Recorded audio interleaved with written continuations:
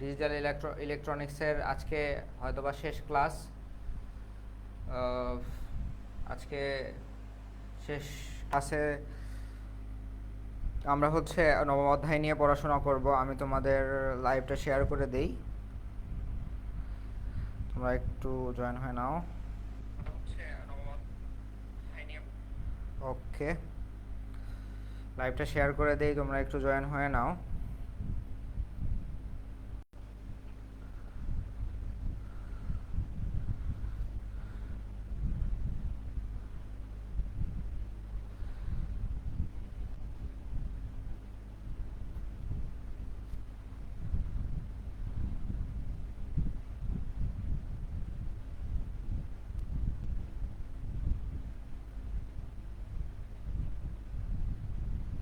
ওকে, আমি live share করে দিয়েছি, তোমরা একটু দ্রুত জয়েন হয়ে নাও। হ্যাঁ, লাইভ শেয়ার করে দিয়েছি, তোমরা একটু জয়েন হয়ে নাও।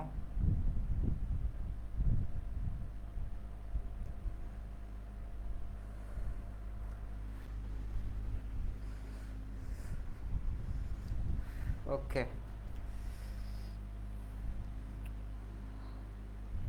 সো আমরা হচ্ছে আজকে চ্যাপ্টার 9 8085 মাইক্রোকন্ট্রোলার বেস সিস্টেম নিয়ে আলোচনা করব।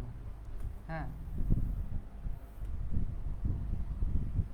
আমরা এর আগেও বলেছি যে 8085 হচ্ছে বহুল ব্যবহৃত একটা মাইক্রোকন্ট্রোলার। তো সেটা নিয়ে আমরা হচ্ছে 8 আর 9 অধ্যায় পড়াশোনা করছি। 8085 মাইক্রো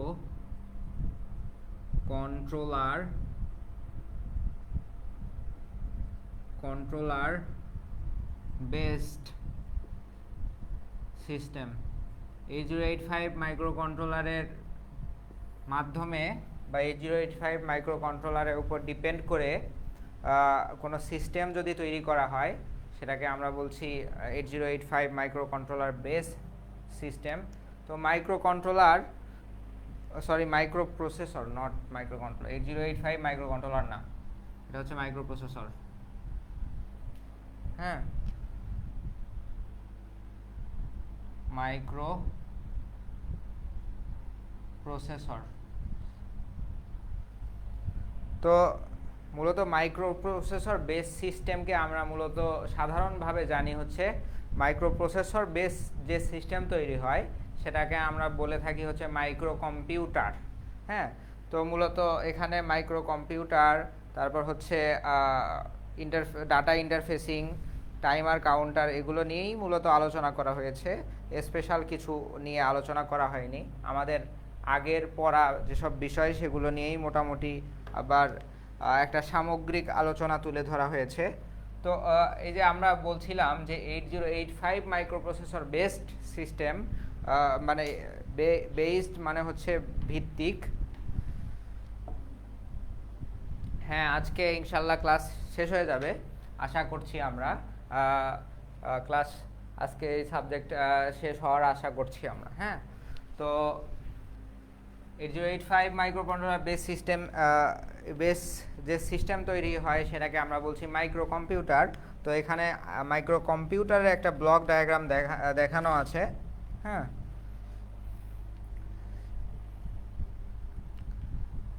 এটা একটা বাস বা ডাটা কমিউনিকেশন নেটওয়ার্ক, সেটাকে আমরা বলি বাস। হ্যাঁ, এটা হচ্ছে মেমোরি সেকশন। এখানে দুই ধরনের মেমোরি আছে, একটা হচ্ছে র্যাম আর একটা হচ্ছে রোম। এগুলো সম্পর্কে তোমরা অনেক আগে থেকেই অবহিত। র্যাম, এটা হচ্ছে রোম, এটা হচ্ছে মেমোরি সেকশন।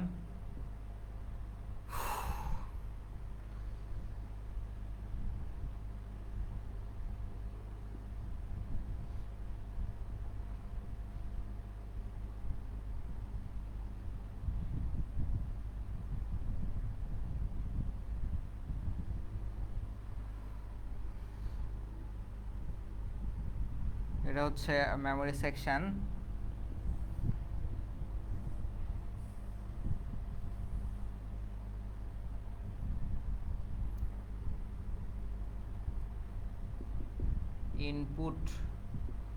ইনপুট ইন্টারফেস,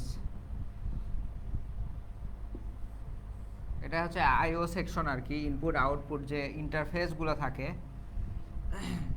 সেটাকে আমরা আইও সেকশন বলি। হ্যাঁ, input device,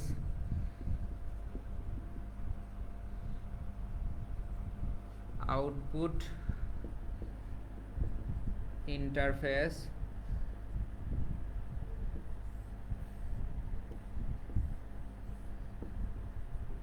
output device,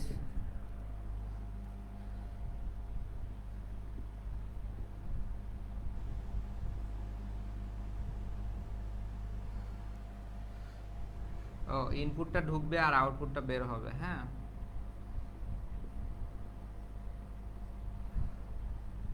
data আদান প্রদান হবে। এটা হচ্ছে ইনপুট ইউনিট, এটা হচ্ছে ইনপুট ইউনিট, এটা হচ্ছে আউটপুট ইউনিট। হ্যাঁ, এই হলো মূলত। আরও আছে কি কন্ট্রোল ইউনিট, যেটা মেইন সেকশন। হ্যাঁ, মেইন সেকশন যেটা কন্ট্রোল ইউনিট, এখানে থাকে কি ক্লক, সিএল কে দিয়ে দিলাম। তারপর হচ্ছে মাইক্রোপ্রসেসর। ধরো এখানে 8085 ব্যবহার করা হচ্ছে, মাইক্রো প্রসেসর। হ্যাঁ, 8085 মাইক্রোপ্রসেসর ব্যবহার করা হচ্ছে। এখানে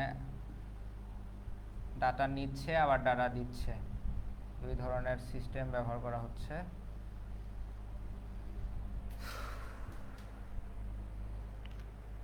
এটা হচ্ছে বাস বা ডাটা বাস যাই বলো। হ্যাঁ, তো এই হলো মোটামুটি একটা বেসিক মাইক্রো কম্পিউটারের ব্লক ডায়াগ্রাম।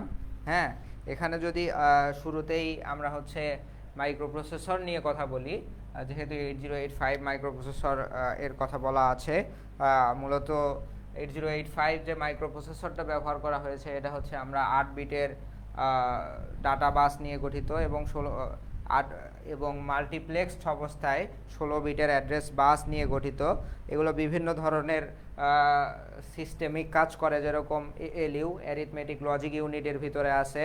তারপর হচ্ছে তোমার রেজিস্টার অ্যারে এর ভিতরে আছে, কন্ট্রোল টাইমিং ইউনিটের ভিতরে আছে। এর ভিতরেই মোটামুটি মেইন জিনিসগুলো আছে। তো এএলইউটা কি জিনিস? এএলইউ হচ্ছে অ্যারিথমেটিক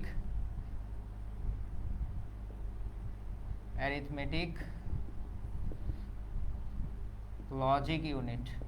এএলইউটাকে আমরা বলছি অ্যারিথমেটিক লজিক ইউনিট। এখানে কি করে? যোগ, বিয়োগ, গুণ, ভাগ, তারপর হচ্ছে লজিক্যাল অপারেশন মানে অ্যান্ড অর, নট, ন্যান্ড, নর, এরকম অপারেশন। তারপর হচ্ছে ইনক্রিজিং, কোনো ডাটা বিট বৃদ্ধি করা। তারপর হচ্ছে ডিক্রিজিং, হ্যাঁ, কোনো ডাটা বিট কমানো। ইনক্রিজিং, ডিক্রিজিং, এসব সব কাজেই মোটামুটি এই এএলইউ করে থাকে বা অ্যারিথমেটিক লজিক ইউনিট করে থাকে। এটা হচ্ছে মাইক্রোপ্রসেসরের ভিতরে থাকে। আরও কি থাকে? Register array. হ্যাঁ, রেজিস্টার অ্যারে থাকে।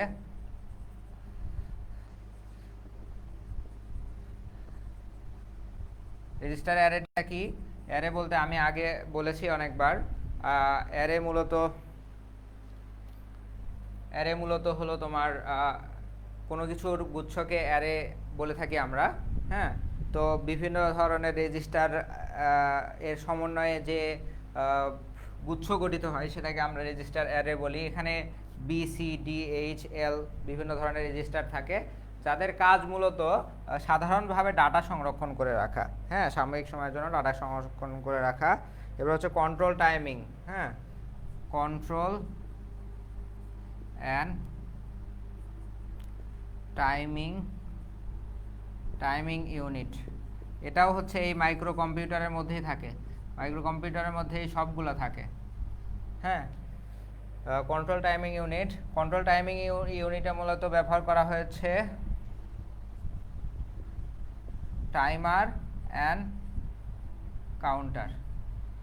এই টাইমার, কাউন্টার এবং আরও কিছু স্পেশাল রেজিস্টার আছে, সেগুলোর মাধ্যমে মূলত এই কন্ট্রোল টাইমিং ইউনিট পরিচালিত হয়। তো এই কন্ট্রোল টাইমিং ইউনিটের কাজ কি? কন্ট্রোল ইউনিটের কাজ হলো মাইক্রোপ্রসেসরের জন্য বা অন্যান্য পেরিফেরাল যে ডিভাইস আছে এগুলাতে, এই পেরিফেরাল ডিভাইসগুলার মূলত কন্ট্রোলিংয়ের কাজ বা ইনস্ট্রাকশনের কাজগুলো, বা ইনস্ট্রাকশন কিভাবে তৈরি করবে, কিভাবে কাজ করবে অন্যান্য ডিভাইসগুলা, সেই ডিভাইসকে কন্ট্রোল করার জন্য যে কন্ট্রোল ইনস্ট্রাকশন দেওয়া দরকার হয়, সেই কন্ট্রোল ইনস্ট্রাকশন দেওয়ার জন্য এই কন্ট্রোল ইউনিট কাজ করে। আর টাইমিংয়ের কাজ হচ্ছে কোনো ডিলে তৈরি করা বা মাইক্রোপ্রসেসরকে হোল্ড করে রাখা কিছু সময়ের জন্য অন্য ইন্টারাপ্ট ঘটানো, সেই কাজগুলো এই হচ্ছে টাইমিং ইউনিট করে থাকে। হ্যাঁ, তারপর আছে ইনপুট ডিভাইস, আউটপুট ডিভাইস। এই যে input unit, output unit. Input হিসেবে মনে করো পেরিফেরাল যেসব ডিভাইস ব্যবহার করা হয়, হ্যাঁ, যেমন কিবোর্ড, মাউস, বিভিন্ন ধরনের সুইচ, তারপর বিভিন্ন ধরনের পোর্ট, সেন্সর, এগুলো হচ্ছে ইনপুট ডিভাইস হিসেবে ব্যবহার করা হয়। আউটপুট ইন্টারফেস বা আউটপুট ডিভাইস হিসেবে কী কী ব্যবহার করা হতে পারে? বিভিন্ন ধরনের আউটপুট ডিভাইস, যেরকম ডিসপ্লে, তারপর হচ্ছে মাইক্রো স্পিকার, তারপর হচ্ছে বিভিন্ন ধরনের আউটপুট অসিলেটর, এগুলো হচ্ছে আউটপুট ডিভাইস হিসেবে ব্যবহার করা হয়।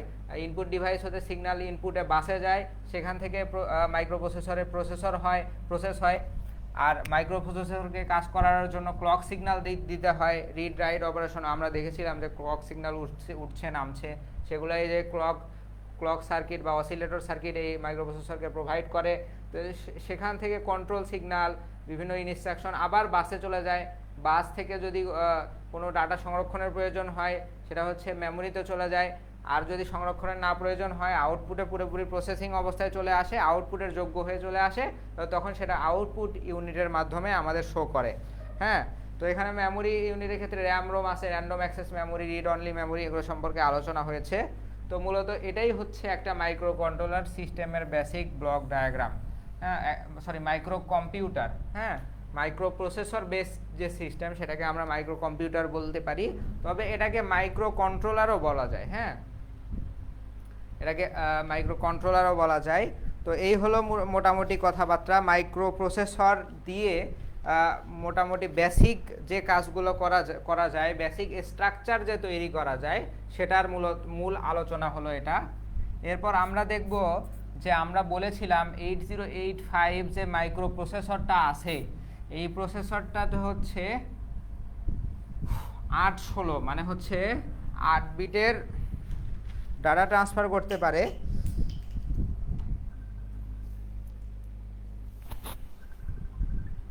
এটা হচ্ছে 8 বিটের ডাটা ট্রান্সফার করতে পারে এবং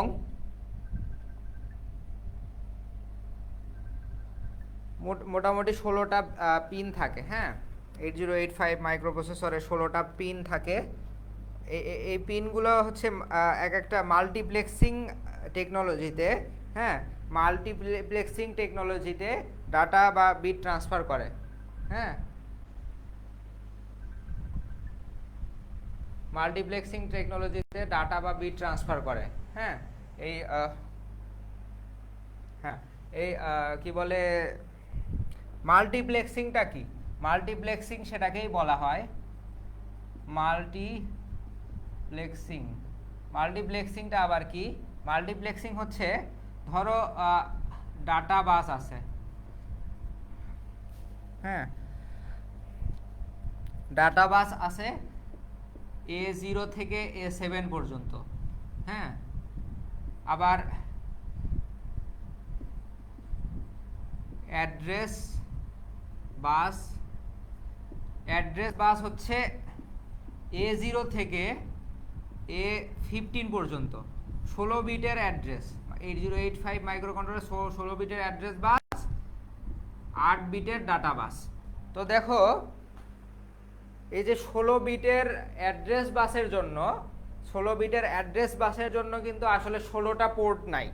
হ্যাঁ, 8085 মাইক্রোকন্ট্রোলারে 16টা পোর্ট নাই, পোর্ট আছে এটার 8টা পোর্ট আছে, এটার 8টা পোর্ট আছে। হ্যাঁ, দেখো বিষয়টা কীরকম, চিত্রের মাধ্যমে দেখাই দেই।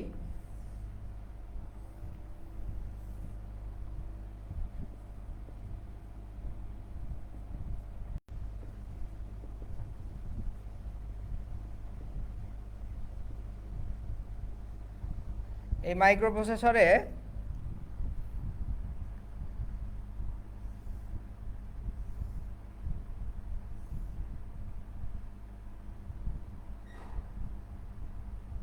আমাদের পোর্ট আছে হচ্ছে, মানে আইও পোর্ট, ইনপুট আউটপুট যে পোর্ট, সেই পোর্ট আছে হচ্ছে আমার টোটাল 16টা, কিন্তু এখানে 16 আর এখানে 8, তাহলে 3 আসে 24টা পোর্ট দরকার হয়।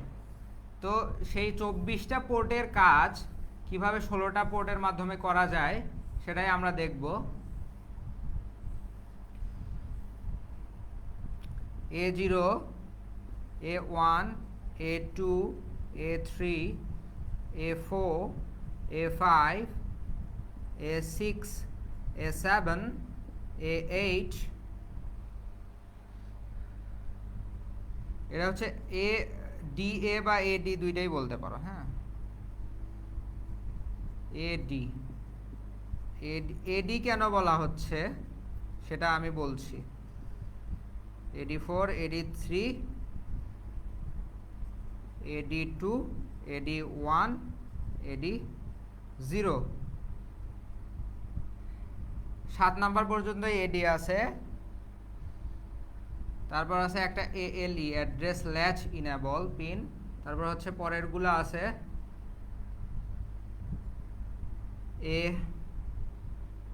A8, A9, A10, এটাকে আমরা বলছি A10, A11,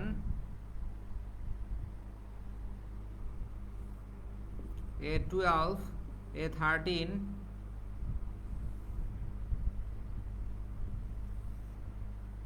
A14 and A16। আচ্ছা দেখো, এই হচ্ছে মূলত আইও পোর্ট। মাইক্রোপ্রসেসরে ইনপুট আউটপুট পোর্ট এই 16টা আছে। হ্যাঁ, 16টা ইনপুট আউটপুট পোর্ট আছে। তো এগুলো, এই যে A8 থেকে A15 পর্যন্ত, A8 থেকে A15 পর্যন্ত এগুলো হচ্ছে ডিরেক্টলি অ্যাড্রেস ইনপুট বা আউটপুট করতে পারে, হাই অর্ডার অ্যাড্রেস। হ্যাঁ, এই যে যেগুলো আছে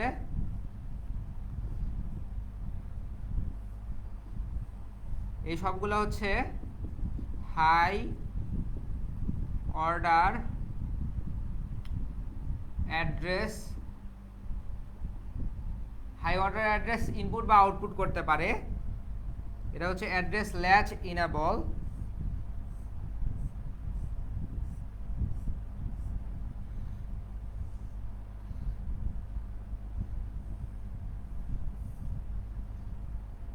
এখানে আরেকটা সার্কিট আছে। হ্যাঁ,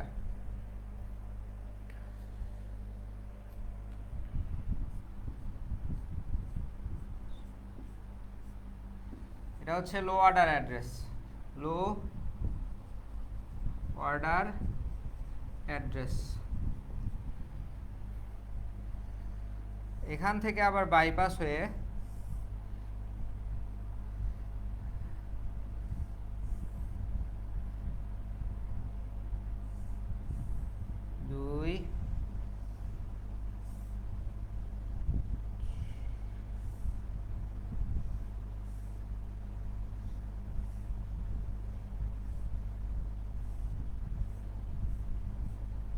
হ্যাঁ, এগুলো হচ্ছে ডাটা বাস, D0 থেকে D7 পর্যন্ত ডাটা বাস। দেখো এই যে ALE কি করে, এখানে একটা সার্কিট আছে, সার্কিটের নাম হলো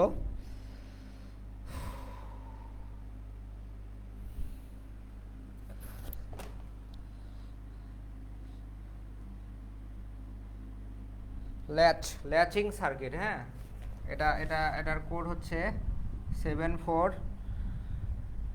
74LS 373। হ্যাঁ, দেখো মাল্টিপ্লেক্সিংটা কি জিনিস। মাল্টিপ্লেক্সিংটা হলো এমন এক জিনিস যে যে সার্কিটের মাধ্যমে বা যে পদ্ধতিতে, হ্যাঁ, একটা কাজ শেষ হলে আরেকটা কাজ ওই পোর্টের মাধ্যমেই সম্পূর্ণ করা হয়। হ্যাঁ, অর্থাৎ ধরো লো অর্ডার অ্যাড্রেসের প্রয়োজন, তাহলে এই 0 থেকে 7 পর্যন্ত যে পোর্টগুলো আছে সেই পোর্টের মাধ্যমে লো অর্ডার অ্যাড্রেস এই দিক দিয়ে ঢুকবে। কিন্তু আমার হচ্ছে ডাটার প্রয়োজন, হ্যাঁ, 8 বিটের ডাটার প্রয়োজন। সেই ডাটা প্রয়োজন হলে এই সেম 0 থেকে 8 যে পোর্ট আছে সেই পোর্টের মাধ্যমেই ডাটাগুলো ঢুকতেছে। এটা হচ্ছে মাল্টিপ্লেক্সিং। আর এটা হচ্ছে একক পোর্ট। এই যে এই হাই অর্ডার যে অ্যাড্রেস আছে যে A8 থেকে A15 পর্যন্ত, এই যে 8টা পোর্ট আছে এই পোর্টের মধ্যে মাধ্যমে শুধু ডাটা অ্যাড্রেসই ঢুকতে পারবে, ডাটা ঢুকতে পারবে না। হ্যাঁ, এটা ওয়ান ডিরেকশনাল পোর্ট, কিন্তু এটা হচ্ছে মাল্টিপ্লেক্স করা আছে এই ল্যাচের মাধ্যমে। ল্যাচিং সার্কিটের কাজ কি? এই যে ল্যাচিং সার্কিট হচ্ছে এই যে ইনেবল পিনের সাথে ALE পিনের সাথে যুক্ত। ALE এর কাজ কি? ALE অ্যাড্রেস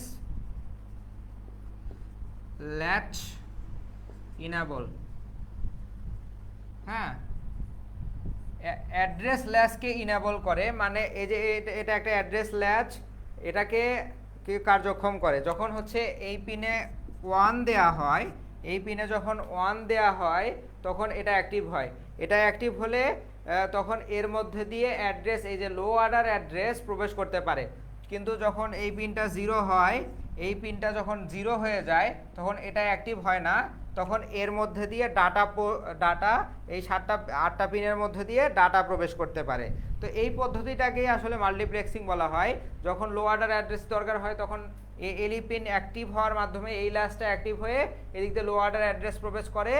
আর যদি ডাটার প্রয়োজন হয় তখন এটা ইনঅ্যাক্টিভ থাকে এবং এদিক দিয়েই ডাটা প্রবেশ করে। এই হলো মূলত কি বলে বাস ইন্টারফেস বা 8085 মাইক্রোপ্রসেসরের যে ডাটা এবং অ্যাড্রেস ইনপুট আউটপুট কম্বিনেশন, সেটার সম্পর্কে একটা বিস্তারিত ধারণা। হ্যাঁ, আশা করি বুঝতে পেরেছো। আমরা নেক্সট টপিকে চলে যাই।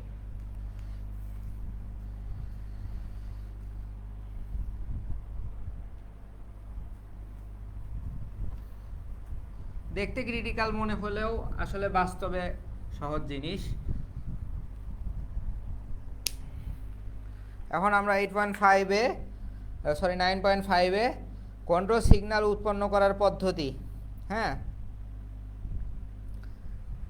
9.5 পড়ার আগে আমরা হচ্ছে 9.6 একটা জিনিস দেখে আসি। সেটা হলো এখানে দুইটা কথা বলা আছে। একটা হচ্ছে মেমোরি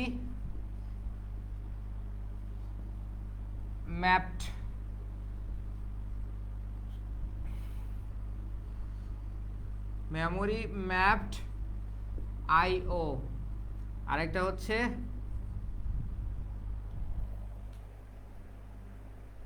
স্ট্যান্ডার্ড আইও। আরেকটা কি? স্ট্যান্ডার্ড। হ্যাঁ, স্ট্যান্ডার্ড আইও, বা এটাকে বলা হয় আইও ম্যাপড আইও। এটাকে বলা হয় আইও ম্যাপড আইও বা স্ট্যান্ডার্ড আইও। এই দুইটা আসলে কি? আমরা হচ্ছে এই যে ডাটা বা ইনপুট বা বিভিন্ন ধরনের ডাটা ইনপুট এর ক্ষেত্রে না, কোনো ইনপুট এবং মাইক্রোপ্রসেসর বা মাইক্রো কম্পিউটারে কোনো ইনপুট বা আউটপুট যখন আমরা প্রবেশ করাই বা এখান থেকে বের করি, অর্থাৎ পেরিফেরাল ডিভাইস সমূহ যখন মাইক্রোকন্ট্রোলারের সাথে সংযোগ করি, কোনো ইনপুট ডিভাইসকে মাইক্রোকন্ট্রোলারের সাথে সংযোগ করতে হলো অথবা কোনো আউটপুট ডিভাইসকে মাইক্রোকন্ট্রোলারের সাথে সংযোগ করতে হলো, সেই সংযোগ পদ্ধতি হলো দুই প্রকার।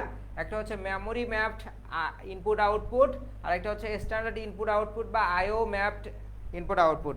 এই সম্পর্কে বিস্তারিত এই টপিকে আলোচনা করা হয়েছে। এগুলো আসলে প্রয়োজন নাই, তোমরা পার্থক্যটা পড়ে নিলেই হবে। নিচে একটা পার্থক্য দেয়া আছে। তো এর বেসিক কথা হলো মেমোরি ম্যাপড আইও যেটা, সেটা হচ্ছে ইনপুট আউটপুট ইন্টারফেসিং এর জন্য ইনপুট আউটপুট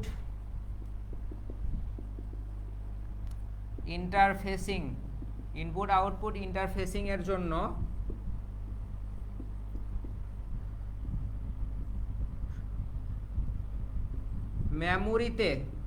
মেমোরিতে থাকা ডাটা বা অ্যাড্রেস লোকেশন ব্যবহার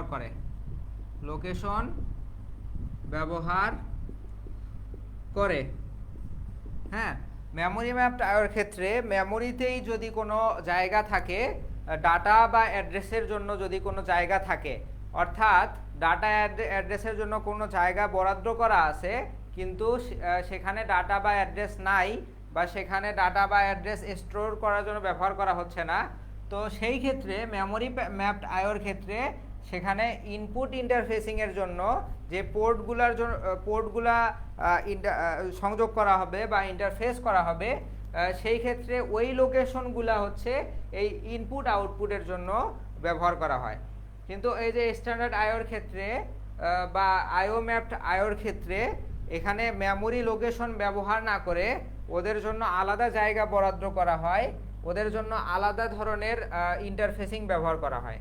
হ্যাঁ, মানে ওই মেমোরিতে মূলত ডাটা বা অ্যাড্রেসের জন্য জায়গা যে ব্যবহার করা হতো সেখানেই মূলত ব্যাকআপ অপশন হিসেবে এই কি বলে ইনপুট আউটপুট ইন্টারফেসিংয়ে ওই লোকেশনগুলো ব্যবহার করা হয়। কিন্তু স্ট্যান্ডার্ডের ক্ষেত্রে ওই মেমোরির ওই ব্যাকআপ অপশন ব্যবহার না করে আইও বা ইনপুট আউটপুটের জন্য আলাদা ধরনের আলাদা স্পেস ব্যবহার করা হয়।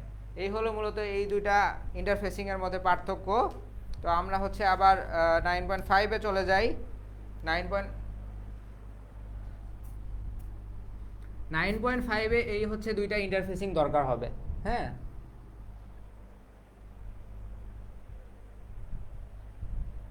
ক্যান্সেল করো। ইয়েস ইয়েস ইয়েস,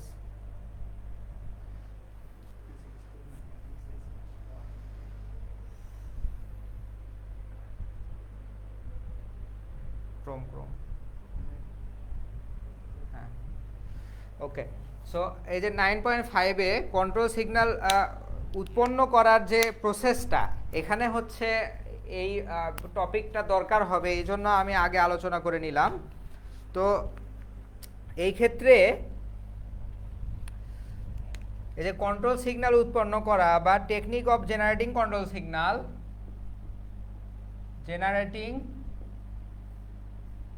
কন্ট্রোল সিগন্যালের জন্য মূলত আইও ম্যাপড আইও ইউজ করা হয়। হ্যাঁ, আইও ম্যাপড আইও ইউজ করা হয়। তো এখানে যেরকম তিনটা পোর্ট থাকে, একটা হচ্ছে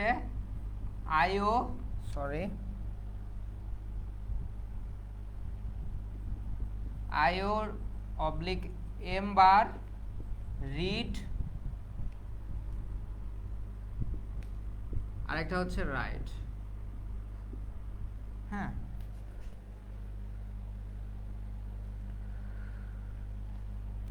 তো এই তিনটা পোর্টের মাধ্যমে আসলে কন্ট্রোল সিগন্যাল মাইক্রোপ্রসেসর থেকে বিভিন্ন ধরনের পেরিফেরাল ডিভাইসে পাঠানো হয়। এই তিনটা কন্ট্রোল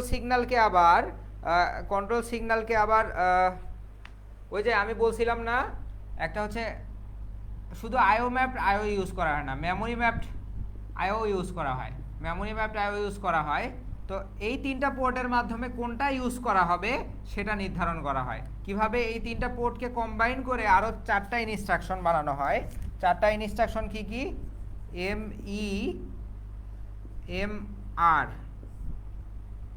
হ্যাঁ, এটা হচ্ছে মেমোরি, বলছি আমি, সমস্যা নাই, memory read,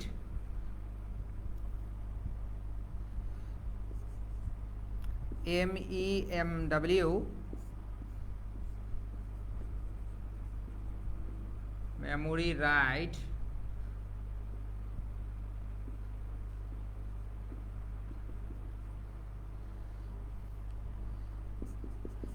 IO sorry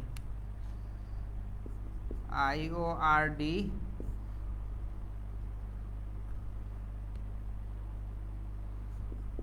IOWR হ্যাঁ IO read তারপর হচ্ছে IO write। দেখো মেমোরি রিড রাইট বা মেমোরি ম্যাপড আইওর ক্ষেত্রে এটা ব্যবহার করা হয় মেমোরি ম্যাপড আইওর ইন্টারফেসিং এর জন্য এই দুইটা সিগন্যাল ব্যবহার করা হয়। আর এটা হচ্ছে আইও ম্যাপড আইও বা স্ট্যান্ডার্ড আইওর জন্য এই দুইটা সিগন্যাল ব্যবহার করা হয়। কখন ব্যবহার করা হয়? এই যে এই মেইন সিগন্যালটাকে কাজে লাগানো হয়। দেখো মাইক্রোকন্ট্রোলারে মাইক্রো প্রসেসরে এরকম একটা পোর্ট থাকে IO অবলিক M বার, হ্যাঁ IO অবলিক M বার একটা পোর্ট ব্যবহার করা হয়। এই পোর্টটা ব্যবহার করা হয় কিভাবে? যখন এই পোর্টে হচ্ছে অন দেয়া হয় তখন এই যে IO ম্যাপড IO কাজ করে। এই যে এটা হচ্ছে যদি উপরে বার না থাকে তাহলে সেটা হচ্ছে অ্যাক্টিভ হাই হয়, হাইয়ে অ্যাক্টিভ হয়। আর এই যে দেখো মেমোরির উপর বার দেয়া আছে না, তো যখন এই পোর্টে 0 দেয়া হবে তখন মেমোরি ম্যাপড আইও কাজ করবে। হ্যাঁ এটা তখন মেমোরি ম্যাপড আইও কাজ করবে। যখন এই পোর্টে অন দেয়া হবে তখন IO ম্যাপড আইও কাজ করবে এবং এই দুইটা ইনস্ট্রাকশন এক্সিকিউট করবে। কিন্তু যখন এটাতে অ্যাক্টিভ লো দেয়া হবে মানে 0 দেওয়া হবে তখন মেমোরি ম্যাপড আইও কাজ করবে, তখন এই দুইটা ইনস্ট্রাকশন কাজ করবে। এই দুইটা ইনস্ট্রাকশনের ক্ষেত্রে দেখা যায় MEMR দ্বারা বোঝায় মেমোরি রিড অপারেশন আর MEMW দ্বারা বোঝায় মেমোরি রাইট অপারেশন। সেমভাবে IO ম্যাপড আইওর ক্ষেত্রে IORD দ্বারা বোঝায় IO রিড অপারেশন আর IOWR দ্বারা বোঝায় IO রাইট অপারেশন। এভাবে মূলত কি বলে কন্ট্রোল সিগন্যাল তৈরি করা হয়। এখানে লজিক সার্কিট দেওয়া আছে, দেখো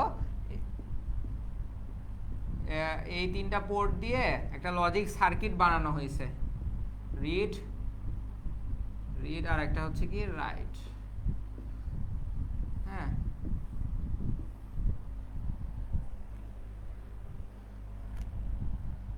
0 0 0 0 0 1 এখানে কয়েকটা কোডে অ্যাক্টিভ হয় এই সবগুলা। হ্যাঁ প্রথমটাতেই 1 হবে, হ্যাঁ প্রথমটাতে 1, পরের রিডে 1 1 0 1 1 1 0। এই হলো চারটা পোর্ট, সরি চারটা কোড। যখন এই কোডটা এই তিনটা পোর্টে যাবে তখন এই যে এই ইনস্ট্রাকশন এক্সিকিউট করবে, যখন এটা যাবে তখন এই ইনস্ট্রাকশন এক্সিকিউট করবে, যখন এটা যাবে থার্ড ইনস্ট্রাকশন, ফোর্থ 4 নাম্বারটা গেলে 4 নাম্বার ইনস্ট্রাকশন এক্সিকিউট করবে। এই তিনটা পোর্ট তো মাইক্রোকন্ট্রোলারে আছে, কিন্তু মাইক্রোকন্ট্রোলারে এই সব পোর্ট নাই।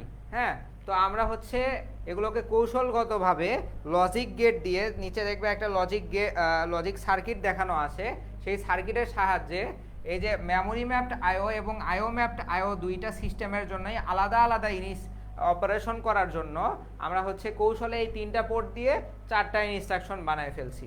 এই হলো মূলত কন্ট্রোল সিগন্যাল উৎপন্ন করার পদ্ধতি বা মেথড। হ্যাঁ তারপর এর হলো 9.5 গেল, 9.6 তো আমি আগেই বলেছি। এখন হচ্ছে 9.7 বলছে কি পেরিফেরাল ইন্টারফেসিং। হ্যাঁ পেরিফেরাল ইন্টারফেসিংটা আমি তোমাদের আগেও বলেছি, আবার বলি। পেরিফেরাল শব্দটা আসলে কি? পেরিফেরাল অর্থ হচ্ছে বাহ্যিক জিনিস। হ্যাঁ তো মাইক্রো প্রসেসর বা মাইক্রো কম্পিউটারে বাহ্যিক জিনিস হিসেবে কি ব্যবহার করা হয়? মূলত ইনপুট আউটপুট ডিভাইস। হ্যাঁ মূলত ইনপুট আউটপুট ডিভাইস ব্যবহার করা হয় না? তো এই ইনপুট আউটপুট ডিভাইসকেই আমরা হচ্ছে পেরিফেরাল ডিভাইস বলে থাকি। এই ইনপুট আউটপুট ডিভাইসকেই আমরা মূলত পেরিফেরাল ডিভাইস বলে থাকি। তো এই পেরিফেরাল ডিভাইসের সাথে ধরো এটা একটা micro controller, micro computer, micro processor, হ্যাঁ, micro controller and embedded system পড়ায় তোমাদের শুধু মাইক্রো কন্ট্রোলার সামনে কথা আসে, হ্যাঁ। মাইক্রো প্রসেসর, এই প্রসেসরের সাথে এটা একটা ইনপুট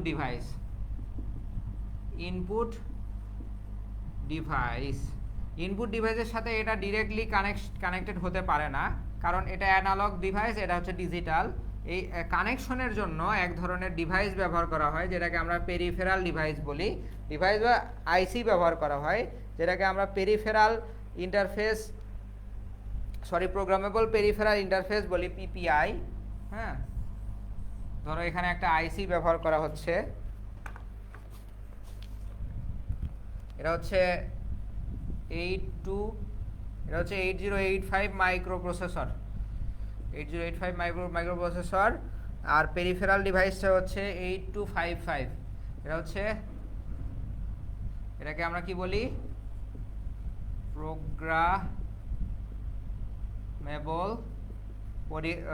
প্রোগ্রামেবল পেরিফেরাল ইন্টারফেস, হ্যাঁ। তো এখান থেকে ডাটাগুলো এখানে আসে, এটা প্রসেস করে, তারপর সেটা হচ্ছে মাইক্রো প্রসেসরে পাঠায়, হ্যাঁ। তো এখানে হচ্ছে মোটামুটি 40টা পিন আছে, হ্যাঁ। এই 40টা পিন, 1 থেকে 40টা পিনের এখানে ডিসক্রিপশনও দেয়া আছে, কোনটা রিড করে কোনটা রাইট করে। 0 থেকে 7 নাম্বার পিন ডাটা ইনপুট করে, তারপর হচ্ছে রাইট পিন আছে, রিড পিন আছে, তারপর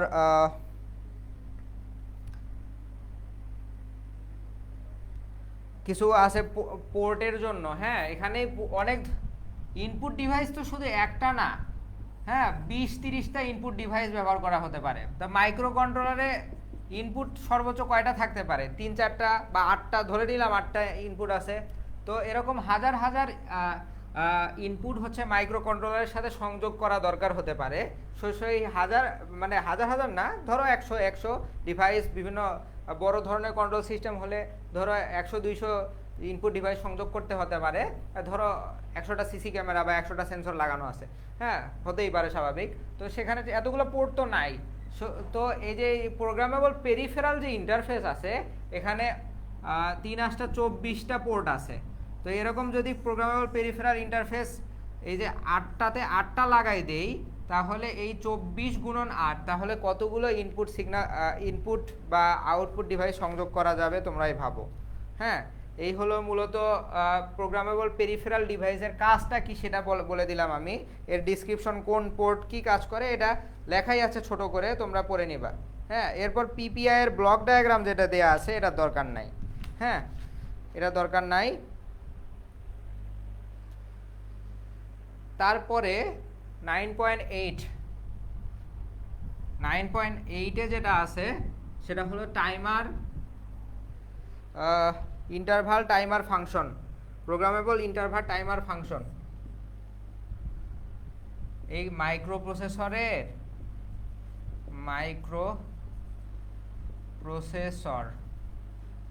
প্রসেসরে টাইমিং এবং কন্ট্রোলিং এর জন্য আলাদা করে কিছু বিশেষ কাজের জন্য আলাদা করে হয়তো বা ধরো টাইম ডিলে ঘটাতে হবে, হ্যাঁ। মাইক্রো কন্ট্রোলারে আলাদা করে টাইম ডিলে ঘটাতে হবে।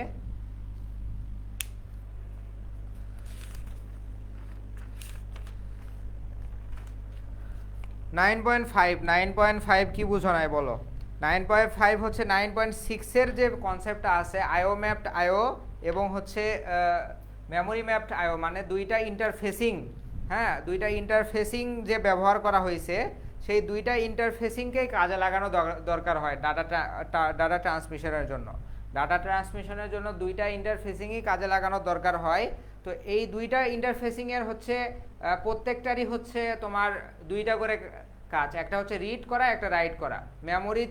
মেমোরি ইন্টারফেসিংয়েও রিড রাইট অপারেশন আছে, ইনপুট আউটপুট ইন্টারফেসিংয়েও রিড রাইট অপারেশন আছে। কিন্তু পোর্ট হচ্ছে আমার 3টা, একটা হচ্ছে আইওএম, একটা রিড আর একটা রাইট, হ্যাঁ, এই তিনটা অপারেশন আছে, এই তিনটা পোর্ট আছে, এই তিনটা পোর্ট দিয়ে চারটা অপারেশন করতে হবে কিভাবে সেটাই এখানে কোডের মাধ্যমে বর্ণনা করছে। এই হলো কথা, এখানে বোঝার তো তেমন কিছু নাই, তোমরা পড়লেই বুঝতে পারবা। এটা হচ্ছে থিওরি বিষয়, কনসেপচুয়াল কিছু বিষয় না। হুম, তো টাইমিং 9.8 যেটা, এটা হচ্ছে প্রোগ্রামেবল ইন্টারভাল টাইমার। হ্যাঁ, প্রোগ্রামেবল ইন্টারভাল টাইমার, পিআইটি। হ্যাঁ, এই যে এটা কি করে, টাইমিং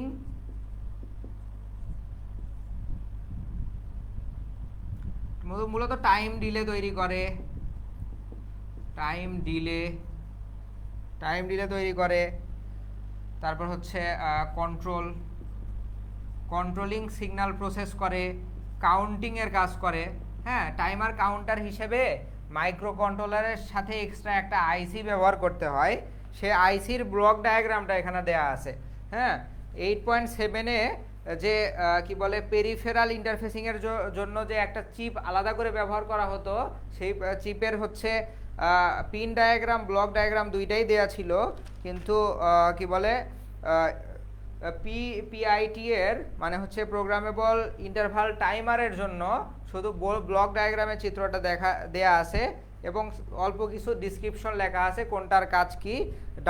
ডাটাবাস বাফার, হ্যাঁ ডাটাবাস বাফার কি করে, হ্যাঁ ডাটাবাস বাফার, তারপর হচ্ছে মূলত ডাটাবাস বাফার হচ্ছে read write logic, control word register এবং আচ্ছা এখানে কি আছে, ডাটাবাস প্রথমে আছে ডাটাবাস বাফার, তারপর রিড লাইট লজিক, তারপর হচ্ছে কন্ট্রোল ওয়ার্ড রেজিস্টার, এই তিনটা আছে এখানে। হচ্ছে ডাটাবাস বাফার,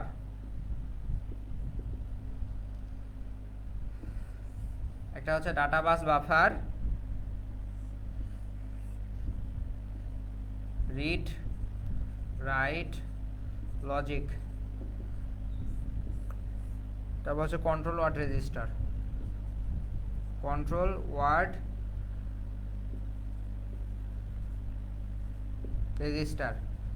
এই তিনটা আছে। এই তিনটার ডাটাকে সংরক্ষণ করার জন্য বা ডাটাকে কাউন্ট করার জন্য, হ্যাঁ তিনটা হচ্ছে কাউন্টার দেয়া আছে, হ্যাঁ। তো এটার কি কাজ, data bus buffer, read write logic, control word, এগুলো সম্পর্কে তিনটা প্যারাগ্রাফেই লেখা আছে এখানে। ডাটাবাস বাফার সম্পর্কে বলা আছে এটা ট্রাই-স্টেট বাই ডিরেকশনাল। হ্যাঁ, মানে এটা তিনটা স্টেটেই কাজ করতে পারে, এটাতেও কাজ করতে পারে, এটাতেও কাজ করতে পারে, এটাতেও কাজ করতে পারে, তিন অবস্থায় কাজ করতে, ট্রাই-স্টেট বলে তিন অবস্থায় কাজ করতে পারে এমন বোঝায়। ট্রাই-স্টেট বাই ডিরেকশনাল কিন্তু কোনটা বোঝায়, ইনপুটও হতে পারে আউটপুটও হতে পারে, সেটাকে আমরা বাই ডিরেকশনাল বলি। বাই ডিরেকশনাল 8 বিট বাফার মূলত বাফার বলতেই যেখানে দেখবা যে বাফার ওয়ার্ড ইউজ করা হয়েছে, তো সেখানেই হচ্ছে বুঝতে হবে যে এটা হচ্ছে এক ধরনের রেজিস্টার যেখানে ডাটা জমা করা হয়, এজন্য এটাকে বাফার বলা হয়।